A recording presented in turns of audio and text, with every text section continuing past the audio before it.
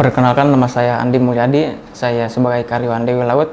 Saya bekerja di divisi laboratorium sebagai analis. Perkenalkan, saya Dinda Fahira. Di sini sebagai lab analis dari Delos yang di DLA. Kurang lebih 4 tahun. Udah 5 bulan. Kalau sebagai lab analis di DLA ini sih lebih ke ngecek kualitas air di air tambaknya gitu ya, ngecek kualitas fisika, kimia sama biologinya gitu. Itu dilakukan setiap hari untuk supaya tahu kualitas air yang ditambak tuh kayak gimana sih gitu, sesuai nggak sama kondisi kehidupan udangnya. Lebih enak gitu dibandingkan di kerja yang di tempat lain gitu.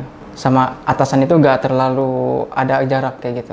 Terus sosialisasi pun nggak terlalu sulit di sini gitu, adaptasinya juga. Untuk kerja di Dewi Laut sendiri sebagai perwakilan dari Delos sebenarnya cukup menyenangkan karena orang-orang di Dewi Laut juga sangat welcome gitu ya dengan adanya kerjasama dengan Delos gitu. Terus peralatan yang ada di lab Dewi Laut ini juga cukup memadai gitu dan dibantu upgrading oleh tim Delos juga, jadi kerjanya juga bisa semakin maksimal.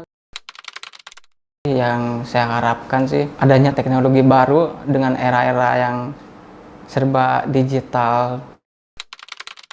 Ya, tim di lab bisa merepresentasikan gitu keadaan di tambak itu sebenarnya kayak gimana sih, airnya, udangnya gitu. Itu sebenarnya kayak gimana gitu, yang dibutuhkan kekurangannya apa gitu, apa ada yang harus diperbaiki atau enggak gitu. Jadi harapannya ke depannya semoga semakin baik lagi dengan adanya pengujian-pengujian yang udah dilakukan sama tim lab di DLA maupun di DL. Sejauh ini sih sepertinya udah semakin membaik ya Mas, apalagi udah semakin banyak muncul startup dan perusahaan-perusahaan yang semakin mengedepankan teknologi juga gitu. Jadi harapannya tambak-tambaknya bisa lebih berkembang jauh lebih pesat lah.